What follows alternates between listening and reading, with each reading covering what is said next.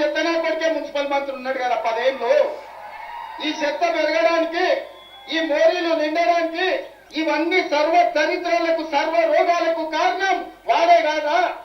ఆ మున్సిపల్ చెత్త కుడి కాడ కట్టేయండి ఒక రోజు, అప్పుడు తెలుస్తుంది. 10 ఏళ్ళు మంత్రి ఉండి పంచి బెంచ్ కార్లలో తిరిగాడు. నువ్వు మాత్రం ప్యాలెస్ లో పోయి పండుకో సార్. ప్యాలెస్ నుంచి బయటికి రాకు, సెక్రటరేట్ కి రాకు, సమీక్షలు చెయ్యకు, ఏమి చెయ్యకు. నువ్వు మాత్రం మంచిగా ప్యాలెస్ లో వండుకో. ఎందుకంటే ప్యాలెస్ నుంచి బయటకు వస్తే మన భాగవతం అంట బయట పడుతుంది కదా. ఇప్పుడు గతంలో ముఖ్యమంత్రి ప్రగతి భవన్ గవర్నమెంట్లు కట్టించుకున్నటువంటి భవన్ లో ఉంటేనేమో గడిల కోట అని చెప్పేసి మాట్లాడతారు. మీరేమో మీ సొంత ఇంట్లో మొత్తం తడుపులు బిర్రగా బిగించుకొని వస్తోడెవడో పోతోడెవడో ఎవరి ఫైల్ మీద ఎందుకు సంతకం పెడుతున్నారో, దేనికోసం పెడుతున్నారో, దానివల్ల మీకేం ఉపయోగమో, తెలంగాణ ప్రజలకు ఏం ఉపయోగమో ఏది బయటకు తెలవకుండా మీ ప్యాలెస్ నుంచి బయటకు వస్తలేరు. మీరేమో ఫైల్ సంతకాలు అక్కనే అవుతున్నాయి, అన్ని క్లియరెన్స్లు అక్కనే అవుతున్నాయి, దందాలు అక్కనే అవుతున్నాయి, వాటిల పంపకాలు అక్కనే అవుతున్నాయి, అన్ని అక్కనే అవుతున్నాయి. మీరు మాత్రం ప్యాలెస్కి వెళ్ళి బయటకు వస్తలేరు. ప్యాలెస్కి వెళ్ళి బయటకు వస్తే ప్రభుత్వ భవనంలో ఉండాలా. ప్రభుత్వ భవనంలో ఉంటే వచ్చేటోడు పోయేటోడు అన్ని దొంగతనం అంతా బహిరంగం అవుతుంది, బయట పడుతుంది. సో కాబట్టి ఇవన్నీ అట్లా కాదు. మన ఇంట్లోనే ఉంటే మన లోపటంగా అండర్ గ్రౌండ్ లాగా ఏమైనా పక్కలు ఉన్నాయేమో అలాగే వచ్చిపోతున్నారేమో వచ్చేటోళ్ళు పోయేటోళ్ళు.